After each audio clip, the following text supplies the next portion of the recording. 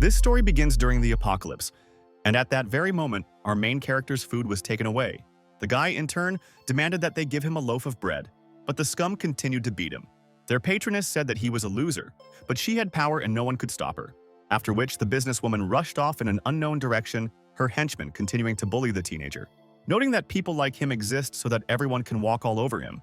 However, even in this state, he continued to demand that the girl return his food. The perplexed individual immediately stepped on his hand and said that he did not dare ask her for anything. At the same time, she began to humiliate him in every possible way, saying that no girl would date such a loser, adding that Yu is currently resting with her brother, and she will never even look in his direction. The young man was shocked by this news and could not believe that it was all true. At this moment, the frostbite system suddenly activated, as the guy felt a strong desire for revenge. The program also informed the new owner that he had 10 million points that he could spend on women. In this way, Chen had the opportunity to lure girls he didn't like, and their anger level was converted into points. Moreover, the lost bread was returned to him 100-fold, which became another bonus for him. Naturally, the teenager intended to use these privileges to take revenge on Lin. Suddenly, an unknown girl called out to Yuya and demanded that he leave there immediately. The young man turned around and saw in front of him a rather pretty person with long legs. The woman immediately declared that she would not give him food, considering him a liar who had deliberately gotten dirty while pretending to be homeless. The guy instantly jumped to his feet and confidently replied that she clearly had less food than he did. A moment later, the system rewarded him with a baguette, which he gave to it, saying that he was in a good mood today. Chu Yao was simply furious. For this result, Chen received 3,000 points. Noticing the girl's puzzled look, the teenager decided to surprise her even more by giving her another portion of baked goods. But this time, the system alerted him to Yao's increased sympathy, believing that he had given her all his food. Then the young man rushed off in an unknown direction, and the stunned Chu asked him again if he really was left with nothing. But Yu assured her that he had plenty of bread, and if she ran out of food, she could always turn to him for help. The program immediately recorded another increase in the girl's level of sympathy towards him. Of course, he was immensely happy about this, and went for a stroll around the city. Suddenly, the teenager saw a sweet couple, and upon closer inspection, he recognized the girl as Liu. Shocked, Yu asked the protagonist how he ended up there. Chen, in turn, only smiled in response, demonstrating his indifference to them. Lin suddenly said that he would not be able to bring Liu back and that all attempts would be in vain. The girl herself suddenly began to shout at him, demanding that he leave immediately. Thus, the system recorded an increase in her anger, which only played into Yu's hands. Beiwei urged her not to waste her nerves on this scoundrel, naively believing that he would not be able to hold out without food until tomorrow. At that moment, Chu passed by them, saw this scene of events and stopped. Approaching Chen, she said that she wanted to drop in on him this evening. Wei was shocked by Yao's sudden desire, and naturally, Liu didn't expect to hear this from her about the guy, after which, Chu even invited the teenager to join her and go shopping. But Yu said that with the advent of the apocalypse, prices literally skyrocketed. Suddenly, Liu intervened in their conversation and said that he did not have enough money to buy bread. The guy immediately proved everyone wrong by handing out several fresh buns to Yao. A stunned Yu asked him where he got such a huge amount of food. Chen pointed out that if she was hungry too, she would have to work hard, which infuriated her again. At the same time, he noted that Liu is capable of negotiating with sponsors.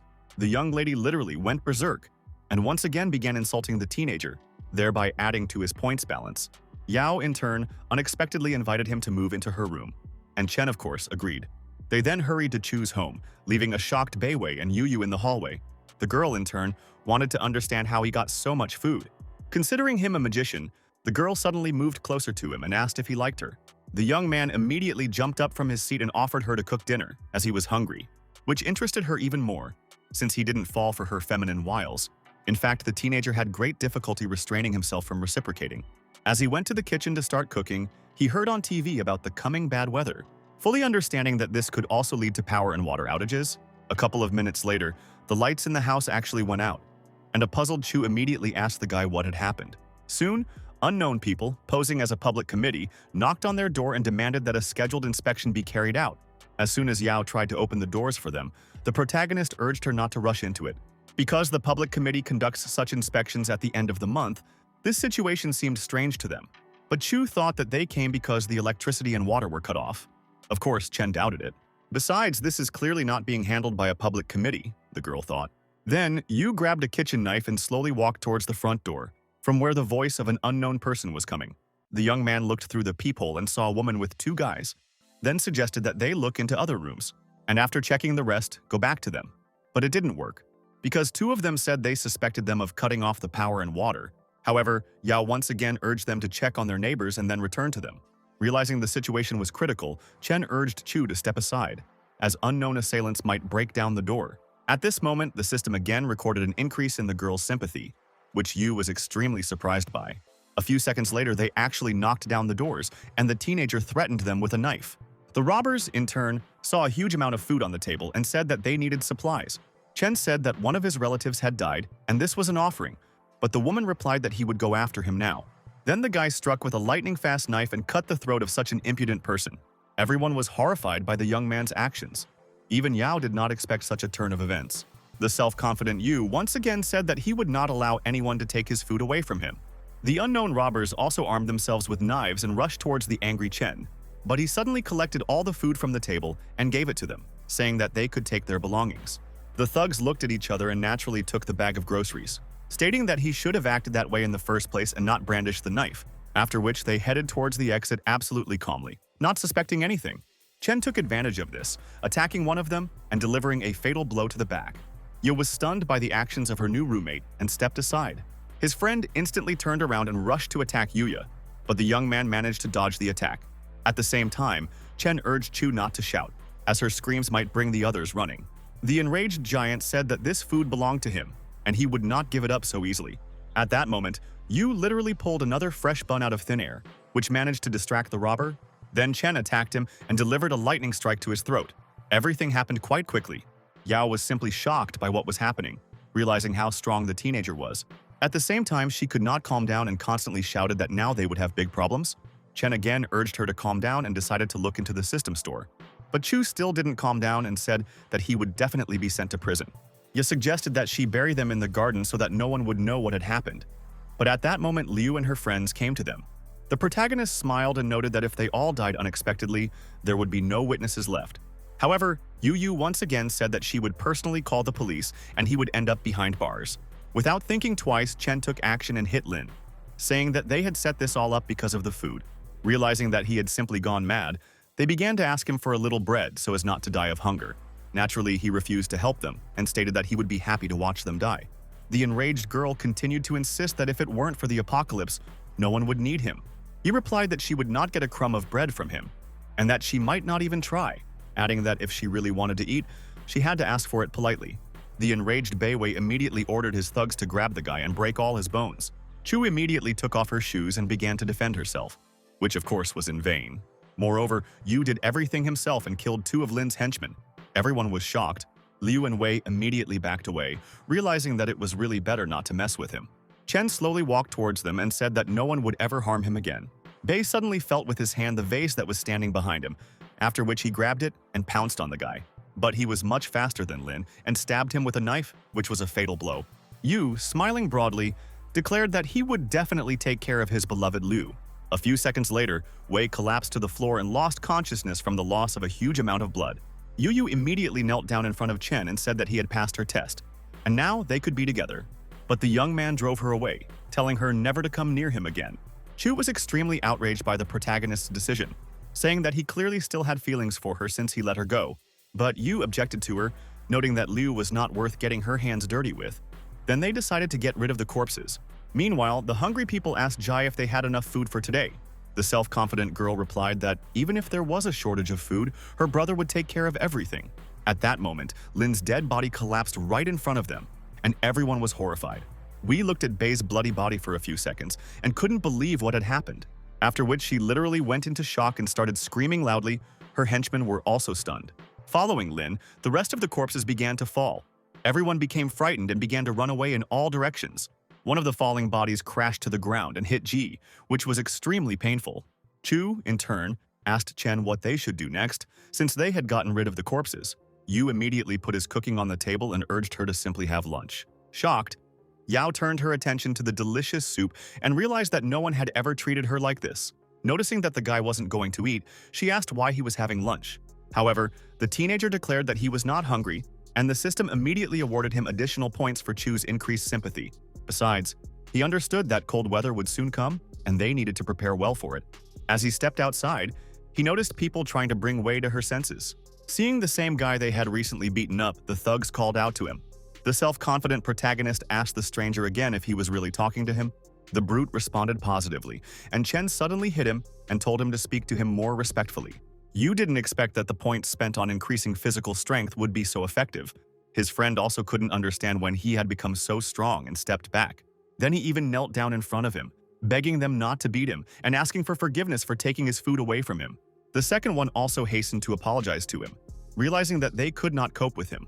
Then they decided to submit to him. Chen thought about their proposal. He caught himself thinking that it really wouldn't hurt him to have some subordinates. But he was more interested in why there was no electricity and water, which is what he asked them about. One of them pointed to the dead people and said that they had cut off everyone's electricity and robbed the residents of their houses. In this regard, Yu ordered them to turn on the electricity and water in order to stay alive. Naturally, they agreed. They promptly carried out his instructions, and Chen rewarded them with his cooking. At this moment, Jai came to her senses and, looking around, asked where she was. We also noticed that her henchmen had a bowl of noodles in their hands. Yu immediately greeted her, and the stunned girl asked what he had in mind. She then scolded her friends for selling out for a bowl of soup. Because Ji, unlike them, had no intention of changing her attitude towards Chen because of food. The protagonist did not insist and said that in this case they would get more. Of course, the girl got furious, after which she completely knocked the plate of noodles out of his hands. After which she brazenly ordered that a bowl of soup be brought to her, threatening her brother. Instead, Yu grabbed her hand and pulled her towards the exit, which he never expected. The teenager then simply threw her out of the apartment, demanding that she never come near him again. Chu was shocked by his actions and said that throwing the girl out into the cold was unacceptable. The puzzled young man asked why she was so worried about her. Wei, in turn, was furious, but after a couple of minutes she began to rethink her life.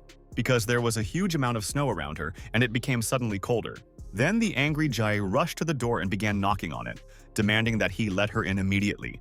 In response, Chen stated that her brother had long been in the world of the dead, and the girl was horrified by these words. Then she finally remembered seeing her brother's bloody body on the street. But even so, she couldn't believe that it was really true, and accused Yuya of lying. Lu came out to her screams and called her to her home, saying that it was too cold here. Yao instantly looked through the peephole and informed Chen that Yu might team up with Wei against them. Yu's newly minted assistants suddenly began asking him to help the girl, because it was really cold outside and she was hungry. Meanwhile, a saddened Ji went into Lu's apartment, who began to console her in every possible way. Chen unexpectedly agreed to help her, and told his henchmen that he would try to persuade her. Soon the protagonist opened the front door, where he saw the girls. Wei noted that he made a mistake. Yu once again rushed to beg the teenager to let her in and feed her, as she was cold. Besides, she had absolutely no food, and she might not live until tomorrow. Jai still showed her pride and urged her not to humiliate herself in front of this man, but Lu just pushed her away, telling her not to ask her again. Wei was shocked, after which Yu again began to ask Chen, agreeing to become his servant. But the teenager drove her away again, saying that he was disgusted to be near her. Jai again began to persuade her friend not to humiliate herself in front of him and to solve her problems on her own. Lu replied that the cold weather had set in, and they simply would not survive. And she also blamed her brother for everything, adding that if it weren't for money, she would never have chosen him or served him. And people like them should die. Wei never expected to hear this from her friend. At this point, Chen began to applaud them, saying that they had truly put on an incredible performance, adding that he actually only came out to say a couple of things. First, he once again drove Yu away and demanded that she never show up in front of him again. Then he suggested that Ji submit to her, otherwise she could leave with Liu. The enraged girl immediately tried to attack him, declaring that she would kill him. Chen immediately slammed the door in her face, realizing that she had no intention of compromising. So Wei was left to freeze in the stairwell along with her pride. Yu didn't expect her to be so stubborn and hot-tempered, but he was once again able to earn a lot of points from her anger. After a certain amount of time, the main character received 400,000 points. His new charges couldn't understand why the boy was so happy and asked Yao about it, but suddenly Chen showed them several cans of beer and offered them a drink to relax a little. But just at that moment, their lights went out again, and Chu asked why the power was out again. Everyone began to realize that at this rate they would soon freeze, as the temperature gradually dropped. Yu suggested that the extreme cold was causing the equipment to fail. In this regard, he asked Yao if she had any warm clothes, but the girl said that she hadn't even bought a blanket. Then he asked the system when the next category in the store would be unlocked for him. The program said that 500,000 points were needed for this, and Chen began to insult Chu in order to get the missing number of points. This naturally worked, and the young lady became angry with him, saying that no one buys winter clothes in the summer. Yu objected to her, saying that he always stocked up for the winter. But she had not foreseen this option. Chen's bewildered henchmen couldn't understand why they started quarreling. Assuming that it was the cold that was affecting them, Yao heard their muttering and ordered them to be silent immediately. Yu soon replenished his points and decided not to waste time in taking a look at the selection in the store. Hoping that he would be given the opportunity to purchase some kind of warming device, Chu, in turn, continued to shout, saying that just because he had food, it didn't mean anything. The main character ignored her and finally bought the thing he needed in the program's store. A moment later, the electricity in the apartment came back on, which everyone was incredibly happy about. Yo immediately forgot about the teenager's insults and calmed down. Chen began to return his spent points, so he went to the balcony with a loudspeaker, where he began insulting people passing by. By doing so, he made them feel angry, for which he received a huge number of points, after which the guy just watched as his balance was replenished, realizing that this way he could earn a lot of points. But his charges were seriously concerned about his strange condition, believing that he was ill. After a short period of time, he himself thought about it, as he suddenly began to cough. But when I saw my current balance of over 1 million points, the illness disappeared. Suddenly, Chu asked him if everything was okay with him, and naturally he answered positively. At the same time, his strange state seemed to only worsen, since he did not answer questions directly. Yao understood that it was better not to touch Chen, because it was unknown what else he would do.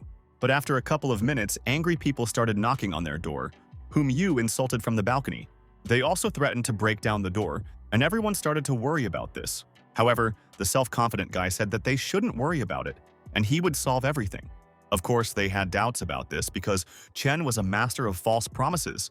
The girl and her minions continued to knock on their door, demanding the young man to come out, threatening to smash the electrical panel.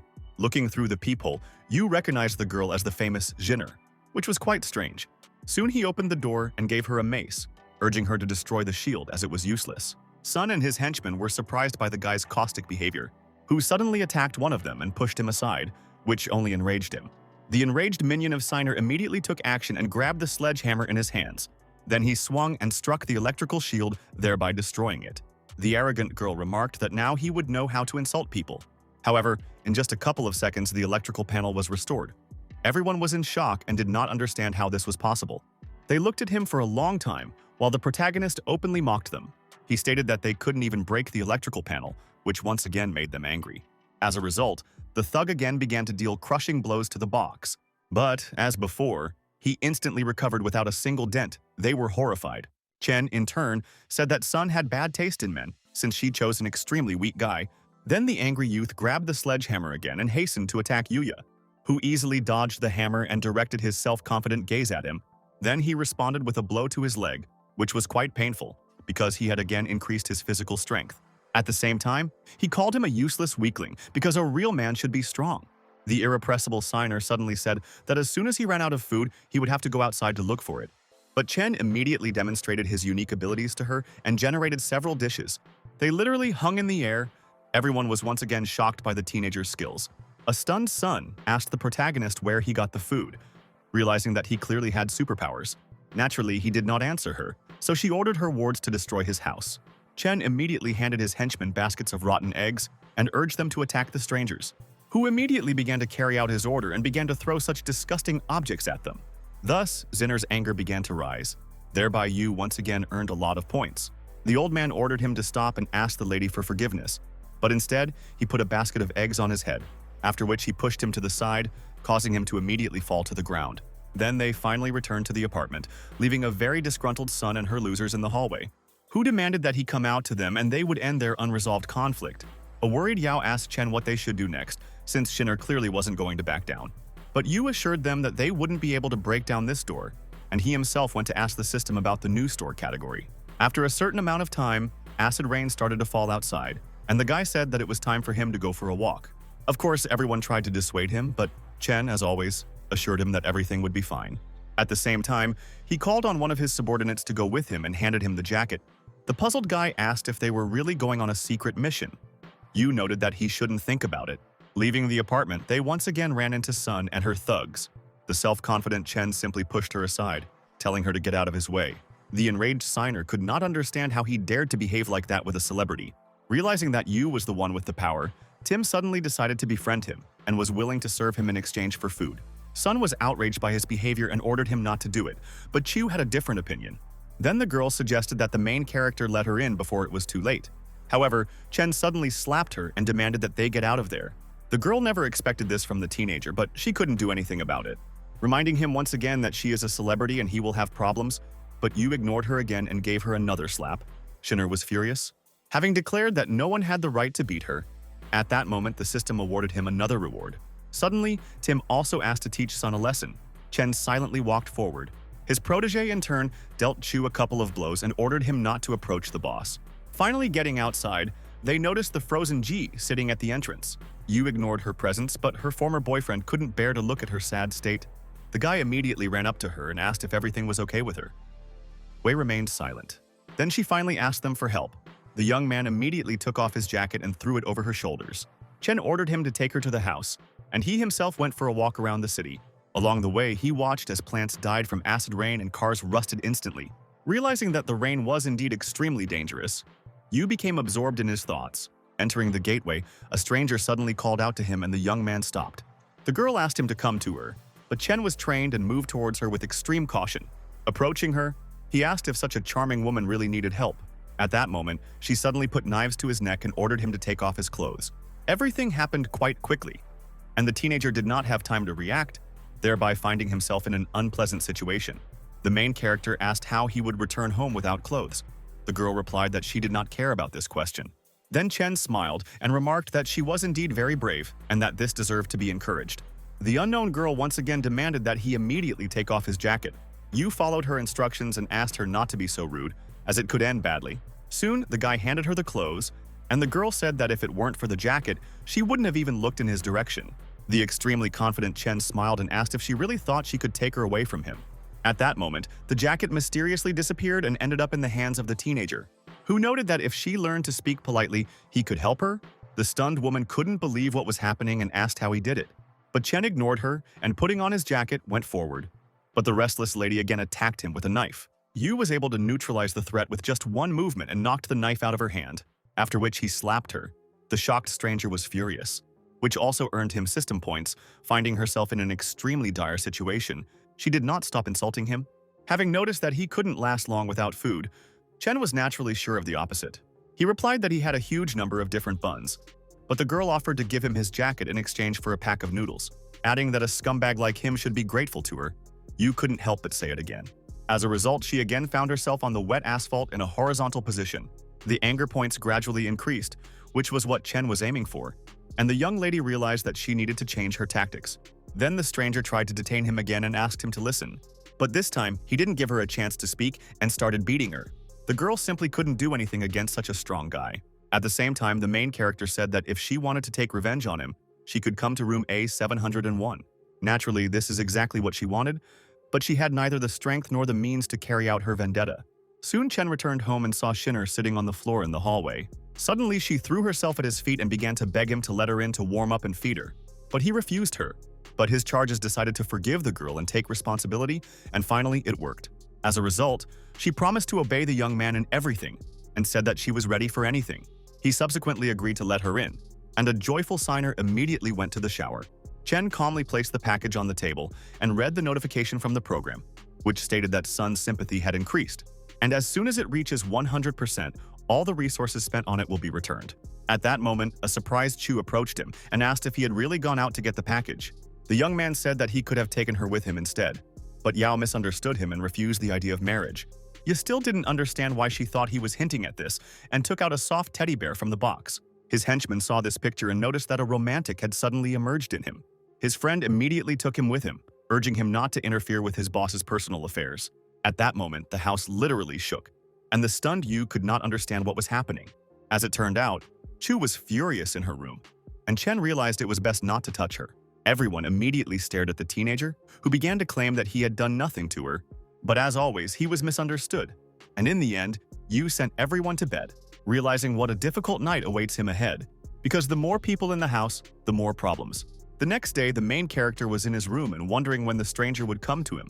Having generated a samovar with a cup of tea, he began to rest a little. Everyone was shocked by his abilities. Sinner deliberately walked around the house in a rather conspicuous outfit and complimented Yu. Naturally, the male half was delighted with such a performance. But the girls were clearly irritated by this, so the angry G began to take out her anger on them. Chen, in turn, understood perfectly well that when a person goes out into the world, he creates his own image. A disgruntled Yao asked Yu how long he intended to tolerate Sun's antics, but the teenager didn't see a problem with this and even invited her to join Signer's dancing, which naturally enraged her, and the anger scale began to fill again, gaining points for the young man. Suddenly, someone knocked on their door, and the guy decided to find out who had come to visit them. As soon as he opened the front door, he was met on the threshold by the same stranger with a machine gun. The enraged girl said that she had come to kill him, but Chen suggested that she solve the problem in a different way, saying that she could join him and then all her dreams would come true. However, the embittered lady chose a different option for resolving the conflict and pulled the trigger. You noted that he tried to help her, but she rejected him, and so he closed the armored door, which she was never able to break through, not understanding what kind of superpower this man possessed. She then shouted that if she saw him again, she would definitely deal with him. At that moment, he opened the door again and again invited her to become a member of his team. The girl silently walked into the apartment and, hitting him in the face, moved towards the living room. Where Chu met her, she immediately offered her some beef noodles, which literally stunned the young lady. The girl didn't understand where this guy got so much delicious food from and who he even was. Meanwhile, Zinner decided to take advantage of the moment and told Chen that she was hungry. The main character declared that he would now cook her noodles, and naturally she showered him with thanks, saying that no one had ever cared for her as much as he did, and that she loved her brother very much. Yao, in turn, began asking the stranger about the hospital she wanted to go to. However, the unknown person had no intention of revealing her secrets, and only said that she needed to arrive there before dawn. At this time, Yu was preparing his next masterpiece, intending to surprise the hungry son. But suddenly, the impudent guest grabbed him by the ear and said that they urgently needed to leave. Chen said goodbye to everyone and stated that he would be back very soon, and they had nothing to worry about. Chu only wished them a safe journey, and they hurried towards the exit. Jay remarked that Yao really shouldn't worry about him because nothing happens to people like him. At that moment, Yu took the stranger to the scooter and urged her to go to the hospital on it, assuring that this is his best transport, which he has trusted for many years. But the girl said that his battery was clearly not working and he would not be able to take them to their destination. The teenager decided to surprise her because he had enough points to buy a new battery at the system store. Suddenly, Chen asked her if she believed in magic, to which the girl was quite skeptical. She started beating him and was quite nervous about not being able to get to the hospital. A stunned Yu began to understand that she was truly an inadequate woman. At the same time, she suddenly rushed off in an unknown direction, continuing to insult the guy. But a moment later, the teenager drove up to her and urged her to sit in the back so as not to waste time. As she set off, she asked the protagonist how his scooter hadn't rusted in the acid rain. Chen replied that his jacket was protected from the rain, not to mention his scooter, which was certainly not afraid of it. The dissatisfied person, as always, brazenly replied that she did not know about it. Yu suddenly interrupted her angry monologue and urged her to hold on tight. The girl wondered if he could be the savior her father had told her about. The system immediately converted her anger into points, and it also recorded an increase in Chiang's sympathy. Unexpectedly, Chen asked Zhou for her machine gun, so he could upgrade it with the points he had accumulated. The puzzled girl asked if he really knew how to improve weapons. Yu silently performed the necessary operation on the rifle, and it even changed. After some time, they finally reached their destination, where they were met by a guard. Chiang immediately jumped off the scooter and introduced herself, but the hospital staff member did not let her through. He started saying that he didn't care who she was and that she could pose a threat to people. Because it is a carrier of various diseases, and therefore its entry is prohibited, Chen couldn't help but order him to watch his language. But it had no effect on the guard, who continued to be insolent and insult them in every possible way. Then the teenager took out a machine gun. Ultimately, a couple of bullets convinced the arrogant hospital worker otherwise. His lifeless body instantly collapsed to the ground, thus clearing the way to the hospital, after which the main character began to beat him, striking the dead man. At the same time, he called him the scum of society, since people need to be treated like human beings. But at that moment, 3 more guards arrived at their side, which Zhou reported. Yu instantly pointed his rifle at them and called for them to stop, but it didn't work. Then the young man began shooting at them with his weapon, and thus he managed to kill 2. The third fell on his knees and began to beg for mercy, since he had a family and needed to feed them. Chen immediately struck him hard in the head with the butt of his rifle, simply to stun him. Soon they walked inside. Chiang saw the doctor and immediately rushed towards him. The stunned old man asked how she managed to walk through the acid rain. Zhu ignored him and asked a counter question. She was interested in the progress of a certain experiment, but at this time, Chiang noticed Yu approach the nurse and asked to be examined. The angry girl immediately pulled him away by the ear and said that they were here on important business. The surprised doctor asked who this guy was. Zhou replied that without him, she would not have made it to the hospital. The old man smiled and said that this young man was clearly special, but the nurse questioned his words and noted that there was nothing surprising about this, adding that no one can compare to her Chunwei, who has good connections and resources. Chen laughed and said that she had found something to brag about because finding a rich man and wooing him was not a difficult task. After their arguments, Yu enjoyed reading the messages from the system. Where he was awarded points for the girl's angry state, she began to claim that the teenager was trying to suck up to her sister in order to get everything he needed to survive. Chen was not surprised when he learned that they were actually sisters. However, Zhou unexpectedly took Yu's side and said that he had beef noodles at home. Miao naturally didn't believe her sister and assumed that she was talking nonsense because she was hungry. The main character once again couldn't stand it and, pushing her aside, said that she was clearly living in an illusion. The thoughtful old man asked him if his father worked in the government or was a businessman.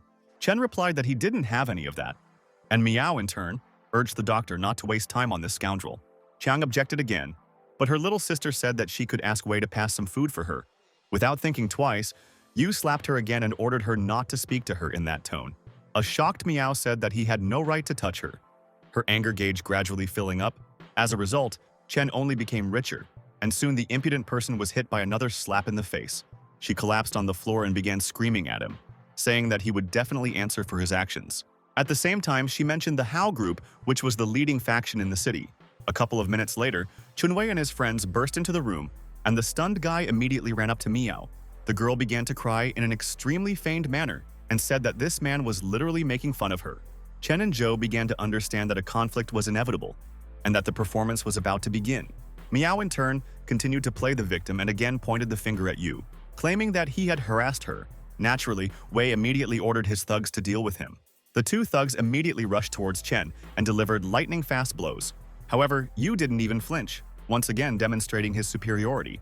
Chun's henchmen, on the other hand, were seriously injured and almost broke their arms.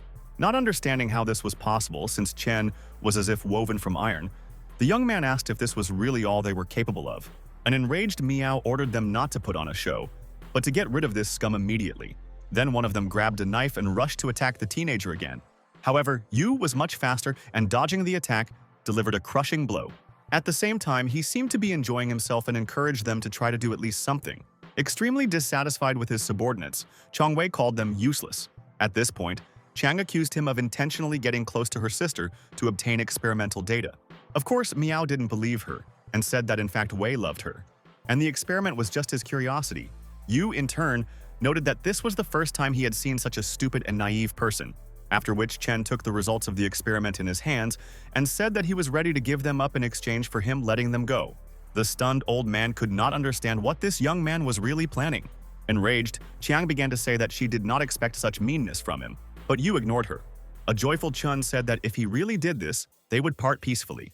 Miao immediately began insulting him and calling him spineless, while Zhou was shocked. Ultimately, the protagonist gave them the much-needed data. Then, the self-confident Wei ordered his buddies to deal with this kid. The girl continued to insult them in every possible way and say that some people are not destined to be successful and rich. Chen responded in kind and started calling her a chicken, and naturally she called her lover to action. Then his henchmen once again rushed towards Yu, intending to attack him, but suddenly he called them to stop. Everyone froze in bewilderment, staring at him. The arrogant Miao asked if he was really that scared. Flexing his fists, Chen replied that such a word was not and never would be in his vocabulary. The young lady could not restrain herself from swearing and began to provoke him again. However, a moment later, Yu demonstrated real magic to them, and the experiment document suddenly appeared in his possession. Shocked, Chunwei couldn't believe what was happening, just like the others. Extremely worried, Miao immediately ordered the thugs to take away such important papers. But by that time, Chen had already burned them, which no one could have expected from a crazy teenager. Wei's bodyguards headed towards him again, hoping that they would be able to save at least a small part of the documents. But Yu miraculously threw a rope over them and thus tied Miao and Chun with the others. Thus, absolutely all of them were immobilized. Even Zhou did not expect such a turn of events.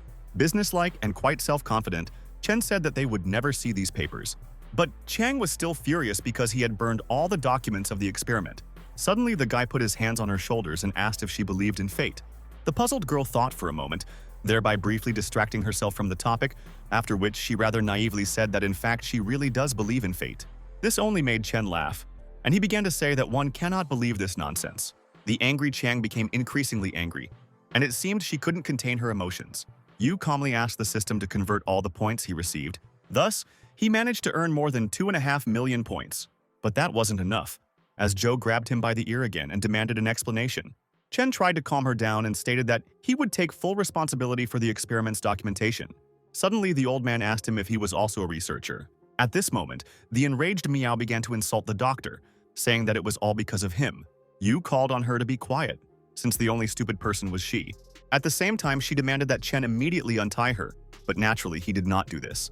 He said that it was better to keep a mad dog on a leash, and if she continued to behave like this, the consequences would be dire.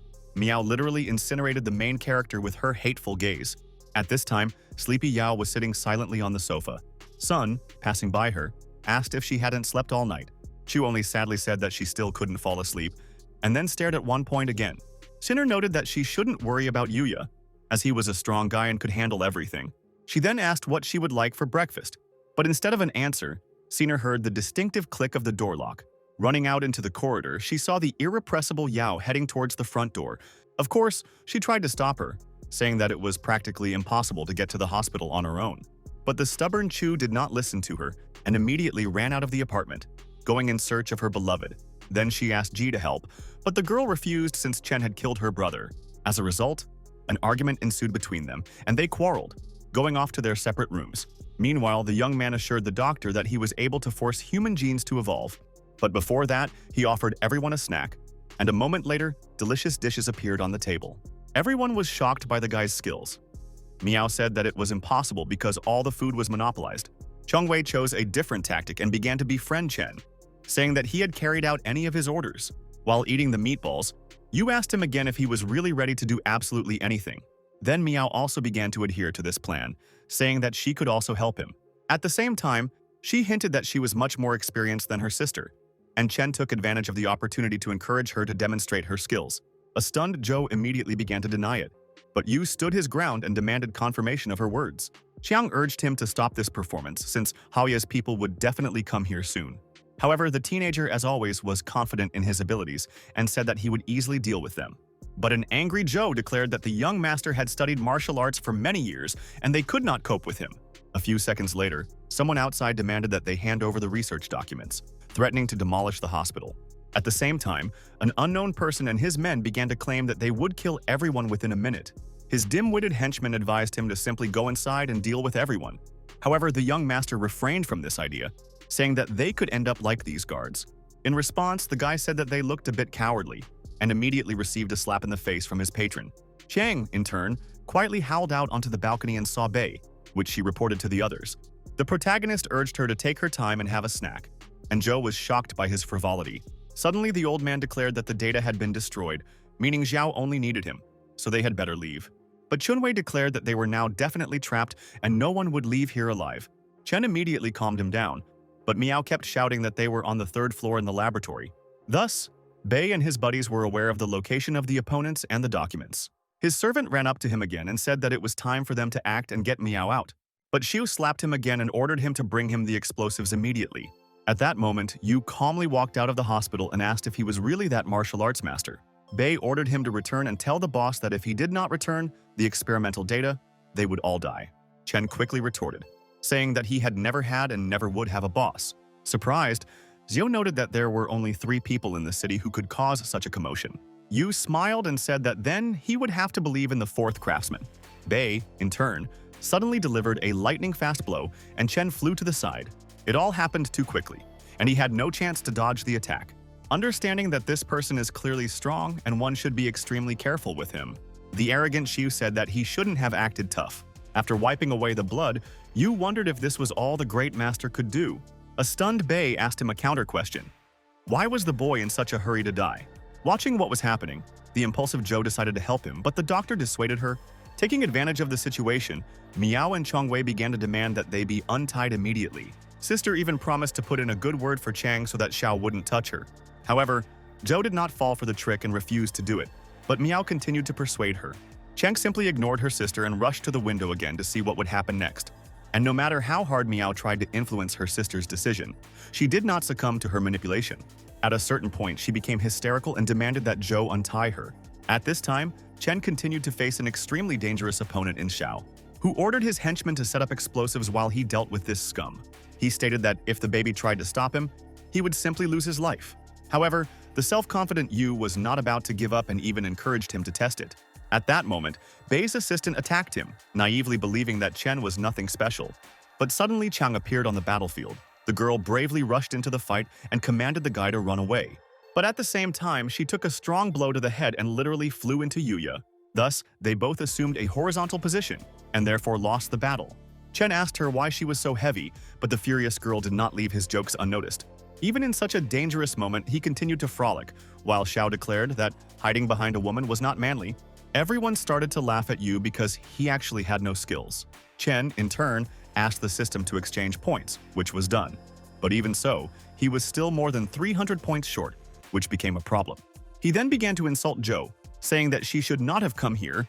Naturally, the angry girl answered him in the same tone, thereby allowing him to earn a couple of hundred points. But this was not enough.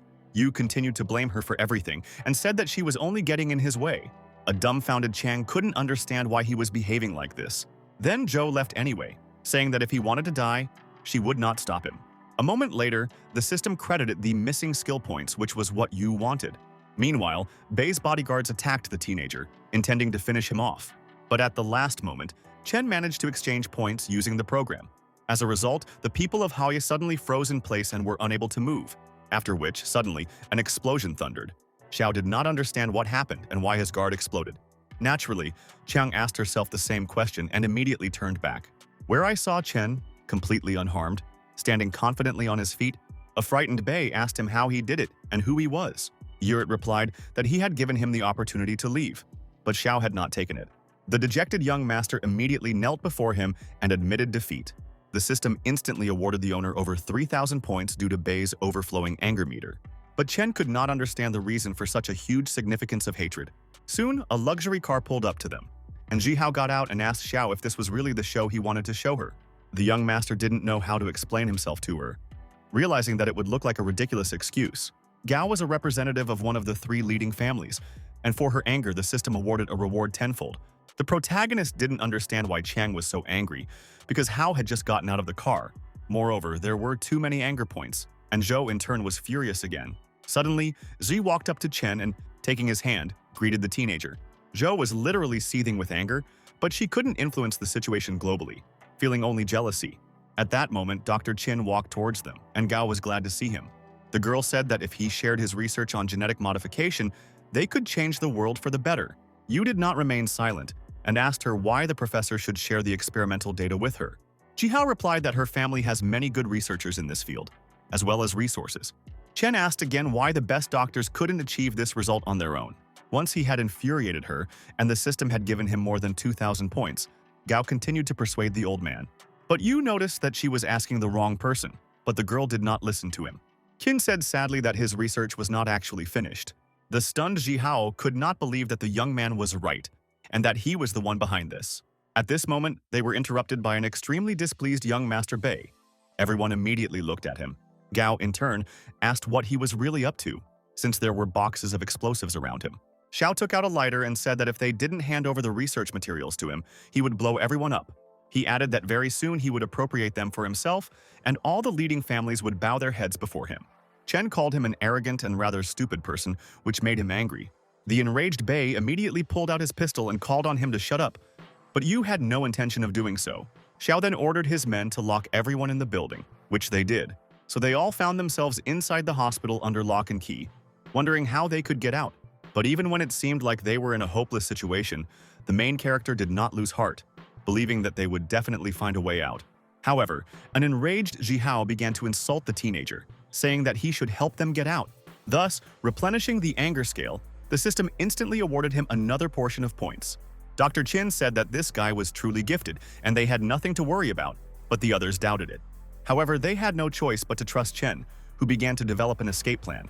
At this time, Bei planted explosives everywhere and detonated them. A few seconds later, an explosion occurred, which Xiao was immensely happy about, believing that his opponent was finished. After all, even an awakened one could not survive after such a large-scale explosion. His servant immediately doubted this and asked if it would definitely work, but the young master answered in the affirmative. But a moment later, Chen appeared in the clearing smoke and asked if this was all he could do. A shocked Bei slowly turned around and saw a completely unharmed Yuya with his friends in front of him. The teenager smiled and remarked that next time he should use more explosives. The stunned Xiao could not believe what had happened and even began to think that he was not human at all. Jihao suddenly said that he had lost and had to accept it. But Bei was not going to give up, and his men immediately pointed their machine guns at them. The self-confident Gao noted that his toys could not do anything to them, after which he asked Yuya if the bullets would definitely not harm them. But the young man replied that he had no idea. This greatly puzzled the girl, who had already said goodbye to life. Young Master Xiao, in turn, immediately commanded to open fire on everyone in front of them. Chen was well aware that he had only one chance to turn the situation in his favor. Using his glasses at the store, Yu purchased water pistols, which he used to replace the weapons of Hao's thugs. Completely perplexed, they could not understand how this could have happened. Just like their patron Bei, Chen was truly enjoying the performance. At the same time, with a smile on his face, he asked them if they liked the new pistols. Meanwhile, Ji and Shinner came to Yu's aid and hurried to find out what had happened. Wei took out her rifle and pointed it at Xiao's henchmen, who realized that they had lost again. Bei couldn't find the right words to express his dissatisfaction and simply ran away. Chen, in turn, noticed a sharp change in the weather, which was quite strange. The main character urged everyone to hurry, because they didn't have much time. His friend said that acid rain was about to start, and they really needed to hurry. After loading into the minibus, they closed all the windows and headed to the elementary school in Jiang to wait out the rain. However, the problem was that there was a huge number of zombified people there. But the overly self-confident Yu, as always, did not see anything wrong with this.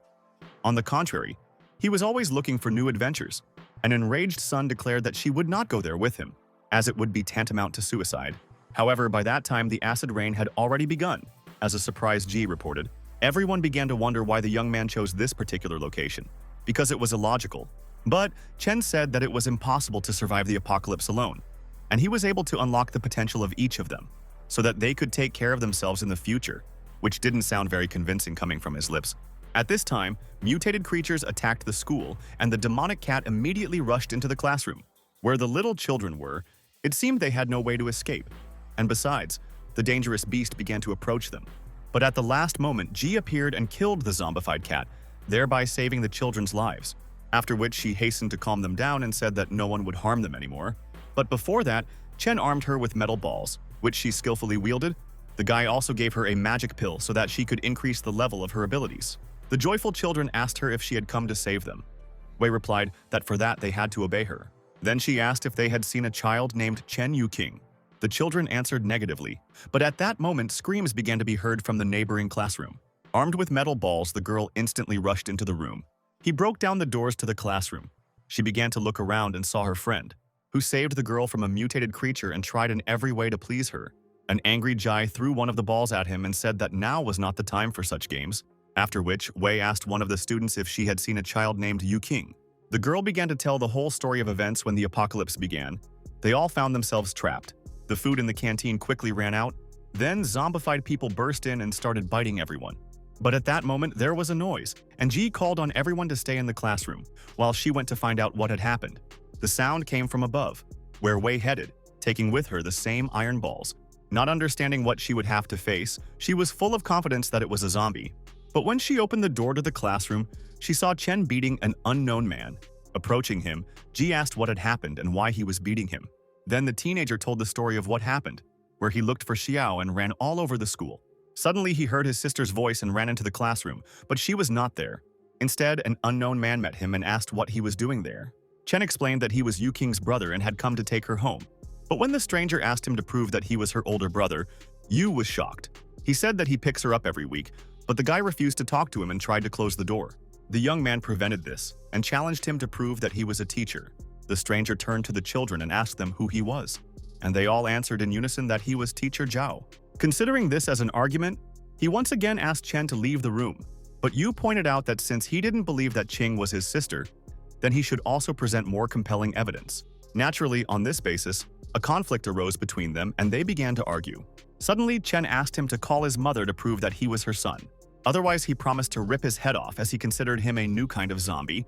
A moment later, Zhao tried to hit the protagonist but grabbed his fist and began to hold him back, after which he shouted for Yu Qing to hide in the corner of the classroom under a chair. After a few seconds, the girl replied that she had done so, while Zhao could not understand why he was so strong. He tried his best to resist him, but Chen was much stronger than him. In the end, Yu dealt him a crushing blow, and the boy flew to the side. The teenager then walked into the classroom quite calmly, declaring that he was talking too much, for which he paid, so it's better for him to silently step aside and not ask stupid questions. But at that moment, he suddenly heard an unknown female voice and looked around. The beaten Zhao said that it was teacher Wenlan, and the children immediately screamed, after which he once again began to talk too much, but Yu quickly calmed him down. Jai was horrified by the boy's story and began to declare that he had clearly acted recklessly. Suddenly, a strange noise was heard at the back of the room, and a little girl crawled out of the boxes. Recognizing her brother, she instantly shouted his name. Thus Chen finally found his sister. An ecstatic Yu ran towards her, telling her not to scare him like that again. The girl promised that this was the last time and also rushed into his arms. But the enraged Ji urged them to hurry, saying that now was not the time for this. Moreover, they still hadn't found the others. Chen suddenly said that Gao could actually manipulate zombies. At this time, Jihao was indeed talking to another mutated creature. The girl implanted some information into him that made him go crazy. At the same time, she was absolutely confident that any problem could be solved by listening, researching, and analyzing. Realizing that no matter what Paul has become, retreating will only make him hungrier and more despised by other mutants. At a certain point, Stultz froze in place and seemed to be neutralized. Jai, in turn, watched what was happening, realizing how strong she was mentally.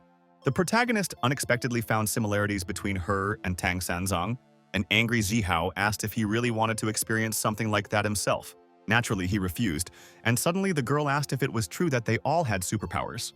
But Gao ignored her and hurried everyone to leave this place, because it was really extremely dangerous here.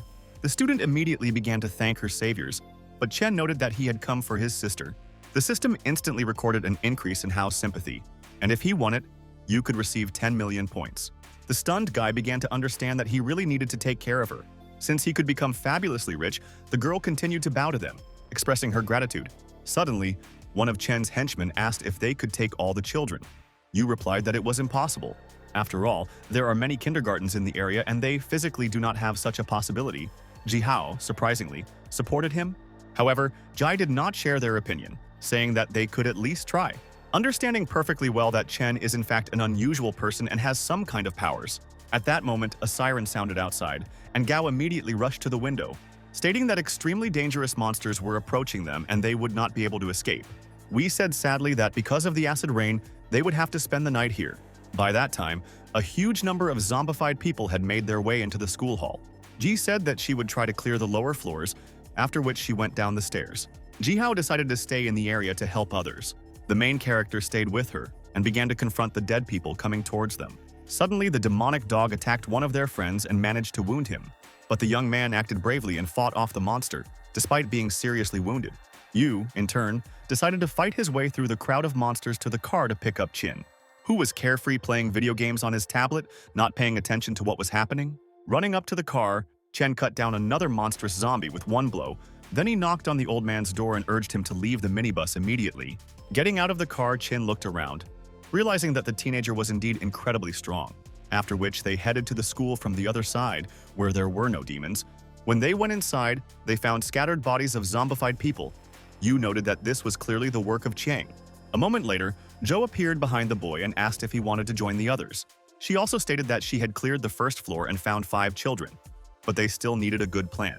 After returning, Chen asked Jihao what their chances of survival were if they tried to break through by force. Gao thought for a moment, then said that they had a small chance of success. Hearing this, the teenager immediately commanded to attack, and the enraged Hao shouted that it was suicide. But the sister, with a smile on her face, said that her brother would definitely succeed. This made Ji even more furious, thereby increasing Chen's point earnings. Yao, in turn, asked Gao what the chances were that they would survive the night. The girl confidently stated that if the mutants did not discover them, then they would be able to spend the night. So they didn't really have much of a choice, so staying in school was the best option. The frightened guy noted that he was always waiting for this madness to end, but it was clearly not close. The protagonist suddenly asked Jihao what kind of monsters would come to them and what they liked. The surprised old man asked the young man if he already had a plan for further action.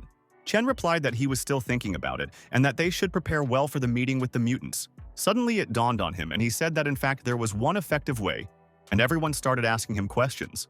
But Yu ignored them and asked the system which category would be unlocked next. The program replied that genetic modification would become available to him, and Chong immediately rushed towards him and repeated the question.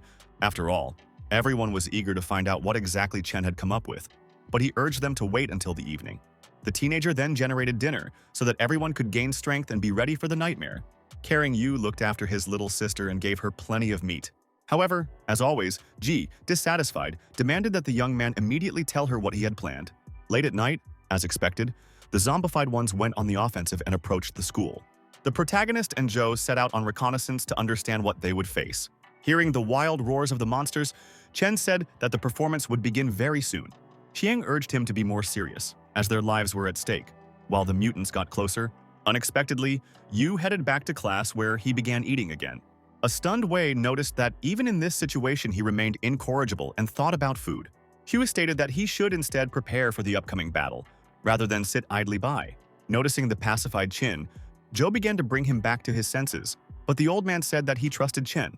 He added that since he had decided to eat again, it meant it was necessary for his further plan.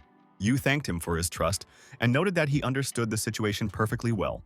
Of course, the others did not share their frivolity, and the angry Ji Hao again demanded that the guy tell her about his plan. Ignoring her, Chen asked the old man if he was full, but Chen replied that he was feeling hungry. Finally, he announced that he was preparing meat to defeat the monsters, after which he called on Cheng to go on reconnaissance. It was also necessary to create fog to impair their visibility, and he ordered Sun and Ji to wait for the zombies to approach. In order to attack them later, Ji Hao was their secret weapon, who had to enter the battle at the most crucial moment. Yao said that in that case, she would work on the plan to bring Zhou back. Yu then asked Chao to guard Chu, but the teenager asked what Chen would do. The guy smiled and said that they would see everything soon, and they just had to wait a little. As planned, they created a thick fog in which the monsters were simply lost. Then the main character went hunting for the zombified and began to exterminate them, which turned out to be a fairly simple matter, since they were wandering through the smoke alone. The extremely self-confident Chen skillfully dealt with each demon without any difficulty. But at a certain moment he lost his guard, and the dead man attacked him from behind. The young man only had time to turn around before Jai's metal ball pierced the mutant's head. A bewildered Yu couldn't understand what had happened and why he had suddenly collapsed to the ground. A moment later, the ball flew into his head. The teenager immediately turned around and looked at the second-floor window of the school. Where was the enraged Jai, who urged him to be more attentive and not get distracted? Jinner, in turn, noted that these zombies were not as smart as Jihao said, but Chu countered, saying that if it weren't for the smoke screen, they would have already broken through. At that moment, one of the next demons suddenly burst into blue flames. The girls immediately ordered Chen to run away, but he was in no hurry to do so. A couple of seconds later, a loud explosion was heard that literally shook the building. Frightened faces stared at the door to the auditorium, not understanding what it was or who had come to see them. The girls began to understand that something terrible could have happened to Yu because of his lack of seriousness towards the matter. Zhu immediately urged everyone to go look for the boy, but Gao refused to follow her. Moreover, she was sure that everything was fine with him, since not long ago, even explosives had not harmed him. Thus, Chang went alone to help her friend, while the others continued to remain in their places. But Gao truly believed that this special person would not be so easy to kill. Brave Zhou kicked down the front door and ran outside, while the others just watched from the window, not understanding what she is trying to achieve and what she is even counting on because she is not as strong as Yu. However, Chiang walked through the fire to meet the protagonist to find out what happened to him. Yu couldn't just watch this and said that she wanted to follow her, but Ji tried to dissuade her. At the same time, she also began to say that Chen would not die, since he was an extremely capable guy. Siner agreed with her on this issue and noted that they would only get in his way. Chu could only look out the window and hope that he could overcome all the difficulties. At this time, Yu continued to exterminate the zombified ones one by one, using a smoke screen. But he couldn't understand why all the dead people ate raw meat, and one of them refused to do so. The girls couldn't take their eyes off Chen's battle with the mutants, and were always amazed at his courage. Chao suddenly said that he was truly incredible and worthy of being called boss. Naturally, Jihao was not surprised, since she understood that Yu was capable of many things. But suddenly he used a rather unusual tactic to fight the monsters. Having undressed, the young man appeared before everyone in a new image. The girls were extremely surprised by this solution to the problem. However, Chen assured that he had everything under control and that soon there would be no trace left of the monsters. At that moment, Zhou came up to him and asked if he was cold. The guy replied that he really was cold, after which he finally deigned to get dressed and continued destroying the zombified scum. But by that time, the fog had cleared, and the mutants were becoming more and more numerous. and soon they had completely surrounded them. Dio immediately said that since he was okay, she would go back to the building. The protagonist was surprised by Joe's decision, which left him alone in the midst of a crowd of dead people. At this moment, the monsters began to approach him, and Chen began to think about how to defeat them. Yao, in turn, became seriously nervous, realizing that the situation was only getting worse with each passing minute. Then Jai decided to help the teenager and armed herself with metal balls. Suddenly, one of the mutants approached Yu from behind and was about to attack him. But Chen used an unusual attack and thereby made the monster change its mind. The young man seemed to enjoy this confrontation, as he was constantly smiling. The rest of the representatives of the afterlife immediately rushed towards him, but a surprise awaited them. Yu immediately shouted for Sinner to use her super weapon. We had previously covered her ears with headphones, and Chen also hurried to protect himself, after which Sun began to loudly make various sounds into the megaphone, which immediately had an effect on the zombies, who seemed confused and did not know what to do or where to go. They eventually collapsed to the ground and convulsed, but some managed to stay on their feet. Yu shouted that she was doing quite well, and urged her to continue in the same spirit. The most important thing is that absolutely all mutants were disoriented and did not pose a threat. Most of them simply froze in place, not understanding what was happening. Chin and the others wondered the same thing, as it could only distract them for a while. But this only attracted the attention of other monsters, which made Gao extremely worried. The old man noted that at this rate, everyone would soon come running to them, but he still believed in Chen's plan. All they could do was wait for the show to continue, hoping it would work. Chao, in turn, asked Yu King to stay in the class as he needed to help Chu. The girl immediately handed him a candy and said that he should return safe and sound. The surprised guy looked at her and said that everything would be completely fine. Adding that he didn't eat sweets, the young man then headed towards the others, encouraging the little girl to be brave and not to be afraid of anything, because soon her brother will figure everything out. Meanwhile, Yao saw a huge number of demons approaching through the window, which she immediately reported to everyone. But everyone believed that Chen had a good plan, otherwise he wouldn't have called all the zombies. But his friend doubted this, saying that there were too many of them. Yu asked if he was really afraid of death. Fei lit a cigarette and looked at his friend in surprise. Chen said that if he was scared, it would be better to go back. But the guy refused, saying that he would stand to the end because if it weren't for Yu, he would have been dead long ago. At that moment, he took the cigarette from him and threw it away, noting that smoking kills faster than zombies. Once again, urging him to focus on the mutants that needed to be dealt with. Fei stated that in that case he would be close to him to back him up if anything happened. Chen, in turn, instantly asked the system to convert all anger points. Thus, he had more than 4 million, which significantly improved his fortune. After which he finally took action, promising himself that today it would all end. The protagonist instantly took out a jar of magic pills and broke into a smile. Having said that the real show was about to begin and the monsters would clearly be in trouble, then he swallowed several of them with complete calm and turned his gaze to the dead man standing next to him. The effect was immediate. Chen immediately felt an incredible surge of strength. Joe could only guess what he was planning, but Yu took action and armed himself with iron balls, after which he began to cold-bloodedly exterminate evil spirits, in which he had no equal. A stunned Jai noticed that he had taken advantage of her unique ability. Chen's fists were filled with incredible energy and literally sparkled, with which he delivered his powerful blows. Chao declared that he had now used his skill. However, the number of monsters kept increasing, which was not a problem for such a self-confident young man. At the same time, his magical skills gave him the ability to track his opponent's weak points, which made the battle with them much easier. Even Yu didn't expect such a result. Yao said in surprise that he actually possessed all of their abilities. At that moment, one of the thugs attacked him from behind, which a worried Zhou reported to him. Naturally, Chen was prepared for such a scenario and immediately dodged the attack. The same could not be said about his opponent, who seemed lost in time, not understanding why the kid was so fast, after which Yu dealt with him without any difficulties, sending him back to the world of the dead. Time after time, the teenager demonstrated incredible skills and left the monsters no chance of escape. They simply couldn't do anything against him, of course.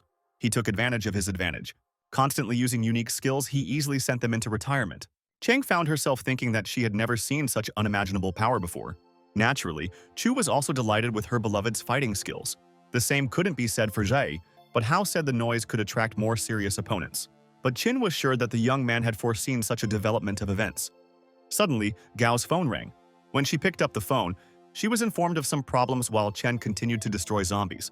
By that time, dawn had broken, and Yu knew perfectly well that now was the time for a surprise. However, Zhai Hao ran out to him and reported an emergency in the Western District and asked him to help.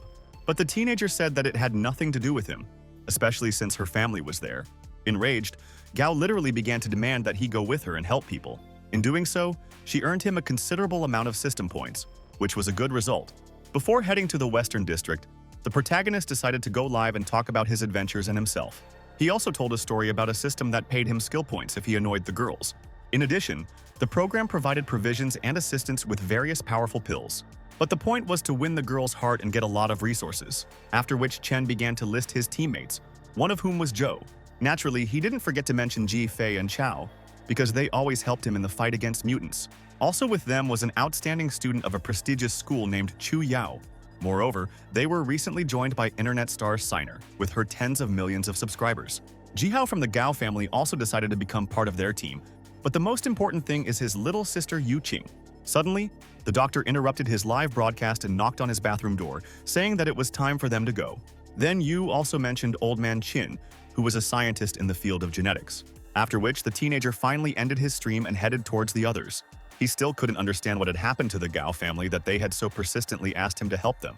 On the way to the western part of the city, they were suddenly stopped by unknown people. Jihao asked the checkpoint leader, Zhang, what had happened. Of course, the major recognized her and reported that there were many dangerous monsters in the area, so she volunteered to escort her personally, ordering her people to let them through. But Chen suddenly sensed something was wrong and got out of the car to check it out for himself. Then he asked the young lady what the reason for her pompous politeness was.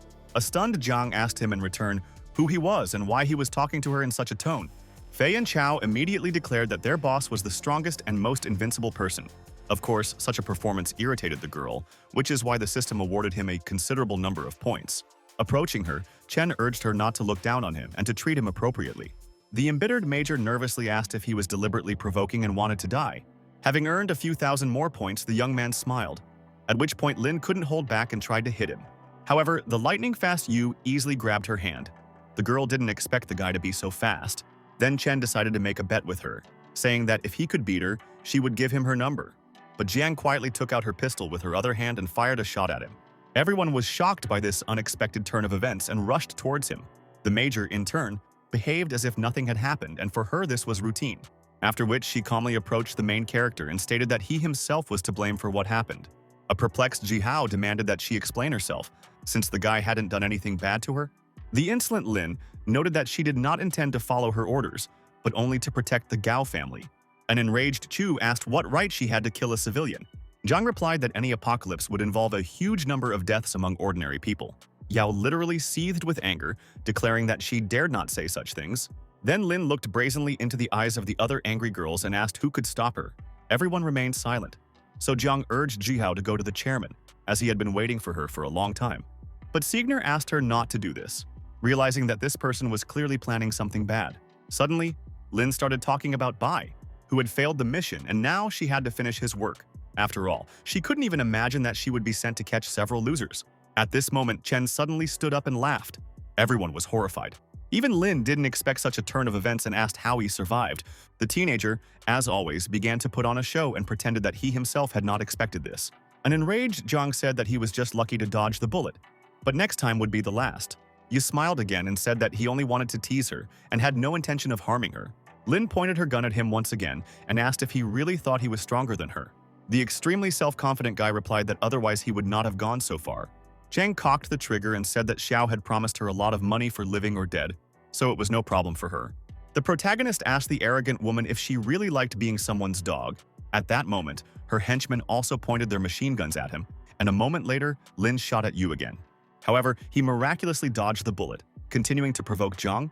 Then they started shooting at him together, but Chen easily dodged their bursts. After a certain amount of time, they ran out of ammunition, which the young man quickly took advantage of. Having said that it was now his turn to surprise them, the girl immediately backed away. She knew perfectly well that she couldn't cope with such a unique person, but she had no other choice. Therefore, she began to attack him first. Yu easily dodged all her blows, saying that Bei had apparently not trained her well. At that moment, she rushed towards him again. But Chen managed to jump aside, then urged her to think about why Xiao fled to the Western District, and after that he ordered her to deal with them. Zhang froze in place for a moment. Fully aware that she had indeed fallen for the eloquent Bei's trick, Jihao stated that a traitor had appeared in the western region and she had been sent to eliminate him. However, everything was a little different, Lin thought, realizing that she had no other choice. Then she finally agreed to surrender and swore to serve the Gao family and Lady Hao. The others followed her on their knees and repeated that they were ready to serve her. The protagonist was somewhat disappointed because he expected them to make this speech addressed to him. A puzzled Jai asked him what he was muttering under his breath, but the guy urged her not to think about it, inviting everyone to finally continue their extremely exciting journey.